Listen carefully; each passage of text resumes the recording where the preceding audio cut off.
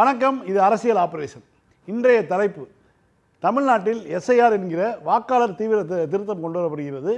இதற்கு எதிராக இந்தியா கூட்டணி கடுமையான எதிர்ப்புகளை முன்வைத்து அனைத்து கட்சி கூட்டத்தை இன்றைக்கு கூட்டியுள்ளது. இந்த சூழலில் காங்கிரஸ் கட்சியினுடைய செய்தி தொடர்பாளர் திரு ஜெயச்சந்திரன், வழக்கறிஞர் திரு கணேஷ் பாபு, ஊடகவியலாளர் திரு சதீஷ், திராவிட முன்னேற்ற கழகத்தினுடைய செய்தி தொடர்பாளர் மற்றும் முன்னாள் நாடாளுமன்ற உறுப்பினர் திரு டி.கே. இளங்கோவன் ஆகியோர் நம்முடன் கலந்து கொண்டிருக்கின்றனர்.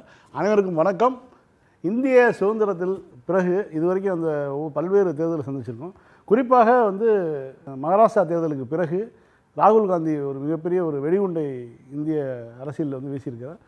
இந்த மாதிரி வாக்கு திருட்டு நடைபெறுகிறது அப்படின்னு சொல்லி இந்த வாக்கு திருட்டை அம்பலப்படுத்தி அவர் நேரடியாக கர்நாடகா மாநிலத்தில் நடந்ததும் சரி, மகாராஷ்டிரா மாநிலத்தில் நடந்ததும் சரி, பல்வேறு விஷயங்கள் அம்பலப்படுத்தினார். அதற்கு பிறகு உச்சநீதிமன்றத்துக்கு வழக்கு போச்சு. வழக்கில் பல்வேறு விதமான கேள்விகள் கேட்கப்பட்டன. அதற்கு தேர்தல் ஆணையம் கொடுத்த பதில்கள் இது எல்லாவற்றையும் நம்ம பார்த்துருக்கோம். இப்போ இந்த பீகாருக்கு தேர்தலிலே இந்த வாக்குத்திருட்டு நடைபெறாமல் தடுப்பதற்கு எவ்வளவோ முயற்சிகளை இந்தியா கூட்டணி செஞ்சது. இப்படியான சூழலில் இப்போ தமிழ்நாடு உட்பட ஒரு 12 மாநிலங்களுக்கு மீண்டும் எஸ்ஐஆர் கொண்டு வர போகிறோம் அப்படின்னு சொல்லி ஒரு அறிவிப்பை வெளியிட்டிருக்காங்க. இந்தியா கூட்டணி வலுவாக கடுமையாக எதிர்க்கிறது. குறிப்பாக திமுகவிலிருந்து ஆரம்பித்து எல்லா கட்சிகளும் இந்த இதை செய்யக்கூடாதுன்னு சொல்லி எதிர்க்கிறாங்க. உங்களுடைய கருத்து? அதாவது ஒவ்வொரு ஜனநாயகத்தில் ஒரு அடிப்படை உள்ளதே என்னென்னா வாக்கு தான். அவர்களுடைய ஜனநாயக உரிமை என்று ஒரு வாக்காளருக்கு இருக்குன்னா அது வாக்கு தான். அவர்களுடைய ஒவ்வொருவர் செலுத்தக்கூடிய வாக்கு தான். நீங்கள் இந்தியா ஜனநாயக நாடு, உலகிலேயே மிகச்சிறந்த ஜனநாயக நாடு அப்படின்லாம் சொல்கிறோம்னா பல்வேறு மொழி, இனம், கலாச்சாரம் எல்லாத்தையும் தாண்டி அந்த தேர்தலை சிறப்பாக நடத்தி எல்லோருடைய வாக்குரிமையும் சரியாக பதிவு செய்து தேர்வு செய்வது தான் நம்ம சொல்கிறோம். எதனை நம்பி நம்ம செய்கிறோம் அப்படின்னு சொன்னால் நம்ம தேர்தல் ஆணையத்தை நம்பி தான் செய்கிறோம். தேர்தல் ஆணையம் சுயேட்சையாக நடைபெறுகிறது. அந்த அந்த தேர்தல் ஆணையம் நம்முடைய வாக்கு செலுத்துகின்ற வாக்கு அவர்களுக்கு போய் சேருகிறது என்ற நம்பிக்கையில் தான் ஒவ்வொருவரும் வாக்கு செலுத்துகிறோம். இது நீங்கள் மகாராஷ்டிரா சொன்னீங்க, அதற்கு முன்பே குஜராத்தில் இருந்தே ஆரம்பிக்குது. நீங்கள் குஜராத்தில் கடைசி 1 மணி நேரத்தில் 10 லட்சம் வாக்கு பதிவானுச்சின்னு ஒரு தோராயமான வாக்குகளை எண்ணிக்கையை வச்சு சொன்னோம். ஏன்னா ஒரு சந்தேகம் ஏற்படுகிறது எங்களுக்கு என்று சொல்லாமல் எல்லோருக்குமே சந்தேகம் ஏற்படுது. அதை அப்படியே உள்ளுக்குள்ளேயே எதிர்கட்சிகளுக்கு, மக்களுக்கு எப்படின்னா அதை கொண்டு சென்றால் தான் தெரியுது. இவிஎம் சந்தேகப்படக்கூடாது, இதை சந்தேகப்படக்கூடாது, தேர்தல் ஆணையத்தை சந்தேகப்படக்கூடாதுன்னு நினச்சே நம்ம சகிப்புத்தன்மை என்பது மக்களுக்கு சாதாரணமாகவே உண்டு, நம்முடைய மக்களுக்கு உண்டுன்னு வச்சுக்கங்களேன். அதனால் அந்த ஏற்றுக்கொண்டு செல்கிறாங்க. ஆனால் குஜராத்தில் ஒரு 10 லட்சம் ஓட்டு கடைசி 1 ஹவரில் வந்துச்சு அப்படிங்கிறப்ப அதை கேட்கும் பொழுது அதற்கு ஒரு மழுப்பலான பதில் தேர்தல் ஆணையத்திலிருந்து வந்துச்சு. அதிலிருந்து தொடர்ச்சியாக பார்த்தோம்னா தேர்தல் ஆணையம் முழுமையாக, நீங்கள் வாக்கு திருட்டுங்கிறத பற்றி சொன்னீங்க, முழுமையாகவே மாறிவிட்டது. நீங்கள் திருட்டில் பல வகை இருக்கும். நீங்கள் ஒரு தேர்தல் ஆணையர் கூட, தலைமை தேர்தல் ஆணையர் கூட வாக்கு திருட்டு என்ற வார்த்தை மிகவும் மோசமான வார்த்தை, அப்படியெல்லாம் உபயோகப்படுத்தக்கூடாது ஒரு ஜனநாயகத்தில் அப்படின்லாம் சொன்னார். திருட்டுன்னா திருட்டுன்னு தானே சொல்லி ஆகணும். ஒன்று என்னென்னா, நீங்கள் திருட்டில் பல வகை உண்டு. பிட் பாக்கெட் சொல்லுவோம். ஏன் பிட் பாக்கெட்னா என்ன? ஒருத்தரிடமிருந்து பணத்தை திருடுறது. இது என்ன வாக்கு திருடுறது, அதுவும் திருட்டு தான். நீங்கள் முன்னாடியெல்லாம் திருட்டு ஒரு விதமாக இருந்துச்சு. எப்படின்னா ஏடிஎம் மிஷினில் போய் உடைக்க ட்ரை பண்ணிவிட்டு அதுலேருந்து எடுத்து ஏதோ கொஞ்சத்தை எடுத்துகிட்டு போவாங்க. இப்போ என்ன பண்ணுறான், மிஷினே எடுத்துகிட்டு போயிடறான். அவன் திருட வீட்டில் போய் அப்புறமா எடுத்துக்கலாம் அப்படின்னு சொல்லி. அது மாதிரி நீங்கள் வாக்கை ஒன்றொன்றா திருடினது, இப்போ கள்ள ஓட்டு, இதெல்லாம் நம்ம பார்த்துருக்கோம். நிறைய அதெல்லாம் நிறையா பார்த்துருக்கோம். ஜனநாயகத்தில் நிறையா பார்த்துருக்கோம். அது ஆளுங்கட்சி, எதிர்கட்சி ஒவ்வொருத்தரும் குற்றம் சாட்டிப்பாங்க. பூத் கேப்சரிங் எல்லாம் நடந்திருக்கு. ஆனால் இப்போ தேர்தல் ஆணையத்தை திருடிட்டாங்க. தேர்தல் ஆணையமே திருடப்பட்டு விட்டது, ஜனநாயகமே திருடப்பட்டு கொண்டிருக்கிறது அப்படிங்கிறது தான் ஒரு பெரிய கேள்விக்குறியாக இருக்கிறது. அதை அம்பலப்படுத்தியது தான் திரு ராகுல் காந்தி அவர்கள் ஒவ்வொரு விஷயத்தையும் அம்பலப்படுத்தி நீங்கள் சொல்லும் பொழுது மக்கள்கிட்ட ஒரு தெளிவான விஷயங்களை சொல்லி அவர் சொல்கிறார். மக்கள்கிட்ட சொல்லும் பொழுது முன்பெல்லாம் என்ன, நீங்கள் கோர்ட்டுக்கு போவோம், அந்த தேர்தல் ஆணையத்தை எதிர்த்து ஏதோ ஒரு வாக்கு மோசடியோ ஏதோ ஒன்று நடந்திருக்கிறது, ஒரு பூத்தில் நடந்திருக்கிறதுன்னா கோர்ட்டுக்கு போவோம். கோர்ட்டுக்கு போகும்போது என்ன செய்வாங்க, முன்பெல்லாம் அந்த வாக்கு பெட்டிகளெல்லாம் எடுத்துகிட்டு மறுபடியும் ரீகவுண்டிங் அதெல்லாம் நம்ம பார்த்துருக்கோம், நிறைய பார்த்துருக்கோம். ரீகவுண்டிங் பண்ண சொல்லுவாங்க, அதை ரீகவுண்டிங் பண்ணியிருக்காங்க. அது மறுபடியும் தேர்தலெலாம் மாறியதெல்லாம் பார்த்துருக்கோம் நம்ம. இப்பொழுது டிஜிட்டல் இதில் இருக்கிறப்ப அந்த வாக்கு பெட்டியை எடுத்துகிட்டு என்றதெல்லாம் இப்போ பண்ணுறாங்க.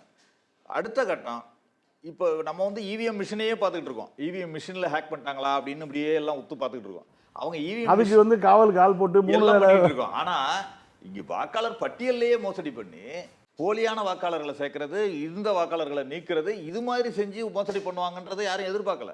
இது ஒரு ட்விஸ்ட் மாதிரி, படத்தில் ட்விஸ்ட் வரும்ல, அது மாதிரி ஒரு ட்விஸ்ட்டு. அந்த விஷயத்தை தான் இன்றைக்கு ராகுல் காந்தி அம்பலப்படுத்தியிருக்கார். அதற்கு எப்படி பதில் சொல்கிறார்கள்? இதுவரைக்கும் இருந்த தேர்தல் ஆணையர்கள் நாம் பார்த்துருக்கோம். தேர்தல் ஆணையர்கள் என்ன செய்வாங்கன்னா ஒரு ஒரு இது மாதிரி ஏதோ எதிர்க்கட்சியோ அல்லது யாராவது தலைவர்களோ ஒரு குற்றச்சாட்டை சொன்னால் அங்கே இருக்கின்ற நீங்கள் எந்த தேர்தல் ஆணையராவது மற்ற 2 தேர்தல் ஆணையர் பேட்டி கொடுத்து நீங்கள் பார்த்துருக்கீங்களா? இல்லை. ஒன்லி இப்போ தலைமை தேர்தல் ஆணையர் மட்டுமே பதில் சொல்லி கொண்டிருக்கிறார்.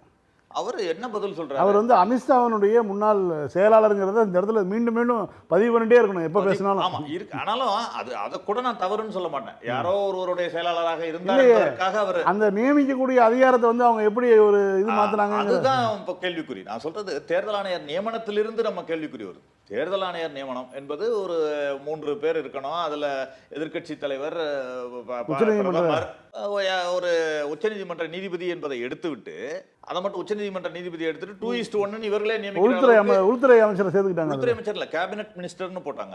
கேபினெட் மினிஸ்டர்ன்றது வந்து இவர் யார் வேணாலும் போடலாம். கேபினெட் மினிஸ்டர் மீன்ஸ் என்னன்னா அவங்க பாஜக காரரே. அவர் மோடிக்கு எதிராக பேசிட போறாரு. ஆமா, ஆக பாஜகவினரே நியமித்துக் கொண்ட ஒரு தேர்தல் ஆணையராக நீங்க அது 2019 இந்த தேர்தல் ஆணையர் நியமனத்துல பிரச்சனை வருது.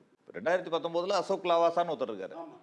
சர்ச்சைக்குரிய முறையில் ரிசைன் பண்றாரு. ஏன்னா அவர் வந்து மோடிக்கு எதிராக ஒரு குறிப்பு எழுதினாரு அப்படின்னு சொல்லிட்டு அந்த குறிப்பையே, அதாவது குறிப்பு எதிராக எழுதலாம். ஏன்னா 3 தேர்தல் ஆணையர்கள் இருக்காங்க. 2:1 தான் டிசைட் பண்ண போறாங்க. மோடி வந்து பிரச்சாரத்தில் தவறாக பேசினார் என்று ஒரு குறிப்பு எழுதுறாரு. இது வந்து கண்டனத்துக்குரியது, இது நடவடிக்கைக்குரியது தான் ஒரு குறிப்பு எழுதுறாரு. அந்த குறிப்பையே இதுல ஏத்தல. அதுக்கு அப்ஜெக்ட் பண்ணி அவர் ரிசைன் பண்றாரு அசோக் லாவாசா. எப்படி தன்கர் வந்து திடீர்னு ராஜினாமா பண்ணாரோ அது மாதிரி நடந்தது. அது மாதிரி அவர் ராஜினாமா பண்றாரு. அதுக்கப்புறம் அருண் கோயல்னு ஒருத்தர் நியமனத்திலையும் பிரச்சனை வந்துச்சு. ஒரே நாள்ல அவர் வந்து விஆர்எஸ் கொடுக்குறாரு, ஒரே நாள்ல அப்ரூவல், அதுக்கு அடுத்த நாள் அப்பாயின்மெண்ட், நைட்டோட நைட்டா கையெழுத்து. இன்னைக்கு ஜனாதிபதி மாளிகையில் எவ்வளவோ கோப்புகள் மக்கள் நலத்துக்காக திட்டங்களுக்கான கோப்புகள்லாம் தேங்கி இருக்கு. அதெல்லாம் ஒரே நாளில் அப்ரூவல் ஆகிறது இல்லை. ஆனால் இது ஒரே நாளில் அப்ரூவல் ஆகுது.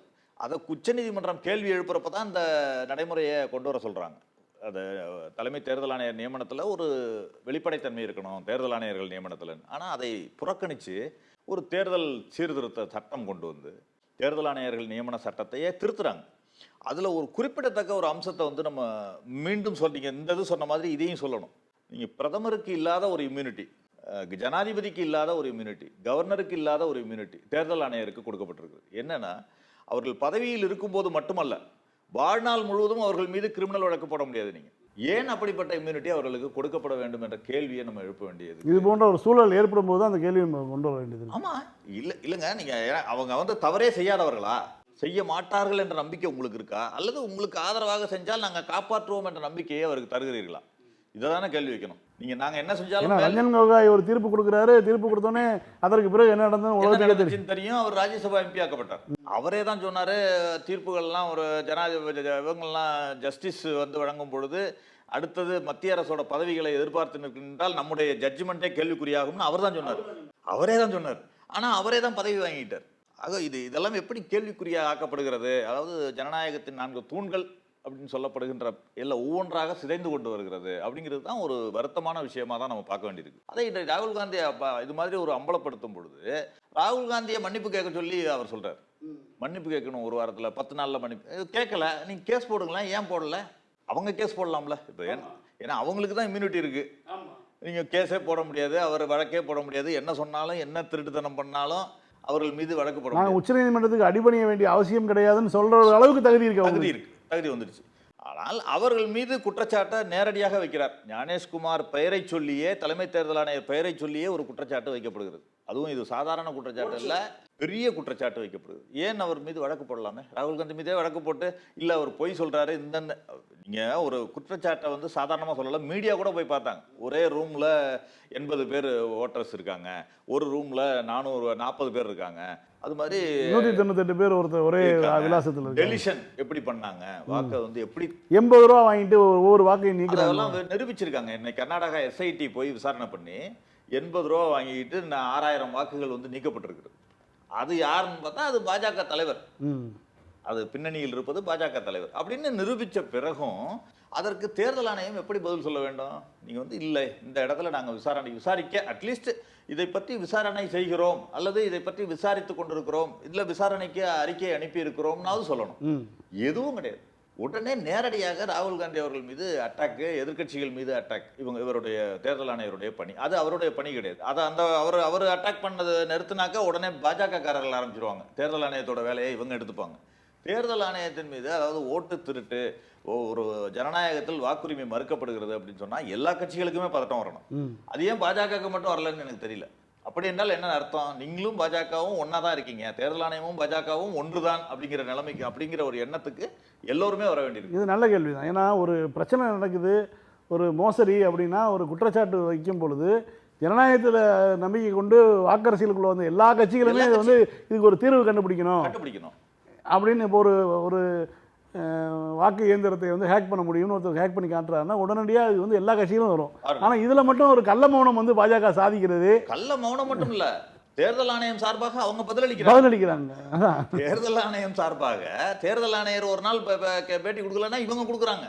இது வந்து எப்படி வாக்கு திருட முடியும் அப்படின்னு சொல்லி இவர்கள் பதிலளிக்கிறாங்க. அதுதான் இங்கு ஒரு சந்தேகத்தை எழுப்புறதோடு மட்டுமல்ல, வலுவான சந்தேகம் வலுவா இருக்கிறது அவர்களுடைய ஒவ்வொரு விஷயமாக. இப்போ நீங்க டிஜிட்டல் இந்தியான்னு சொல்றீங்க, மகாராஷ்டிரால ஒரு விஷயத்தை அம்பலப்படுத்துறாரு. நீங்க மொத்தம் 78 லட்சம் வாக்குகள் வந்து கடைசி 1 மணி நேரத்துல பதிவாயிருக்கு. அப்படி பார்த்தா சராசரியா ஒரு பூத்துல 600 பேர் வரிசையில நின்றுக்கணும். நீங்க தான் எல்லா இடத்துலயும் சிசிடிவி வச்சிருக்கீங்க. CCTV footage வெளியிடுங்க. 600 பேர் நின்னாங்கன்னா எவ்வளவு கியூ நிக்கும் தெரியும். ஒரு கிராமத்துல இதெல்லாம் ஒரு 500 600, சராசரியா 600னா ஒரு இடத்துல 500 நிக்கலாம், ஒரு இடத்துல 400 நிக்கலாம். நீங்க ராகுல் காந்தி பொய் சொல்றாருன்னு நீங்க அம்பலப்படுத்துறதுக்கு அதை யூஸ் பண்ணிருக்கலாமே. சிசிடிவி இந்த பாருங்க எவ்வளவு பேர் நின்று நைட் வரைக்கும், அது 10 மணி வரைக்கும் நைட் ஓட்டு போட்டிருக்கணும். ஆக்சுவலா அது மாதிரி நின்று போட்டிருந்தாக்க அந்த 78 லட்சம் வாக்குகளும் பதிவாகி இருந்தது என்று சொன்னால், உண்மையான வாக்குகளாக இருந்தது என்று சொன்னால், கடைசி 10 மணி வரைக்கும் வாக்காளர்கள் வாக்குப்பதிவு செஞ்சிருக்கணும் டோக்கன் கொடுத்து. ஏன்னா 5 மணிக்கு மேல நிக்கிறவங்களுக்கு டோக்கன் கொடுப்போம். அப்படி என்னால அந்த சிசிடிவி ஃபுட்டேஜ் வெளியில்லாம உடனே இவங்க என்ன செய்யறாங்கன்னா, கோர்ட்டுக்கு போறோம், டிஜிட்டல் ஆவணத்தை வெளியிட உடனே அடுத்த நாளே சட்ட திருத்தம் அதுக்கு கொண்டு வந்து டிஜிட்டல் ஆவணத்தை வெளியிட வேண்டியதில்லைன்னு சொல்றாங்க. 45 நாள்ல அந்த ஆவணத்தை அழிக்கிறாங்க. அப்படின்னா என்ன? நீங்க வந்து மோசடி செய்துவிட்டு அந்த ஆவணத்தையும் அழிக்கிறீங்க. அரசியல் ஆபரேஷன் நிகழ்ச்சியில் ஒரு சிறிய விளம்பர இடைவேளை.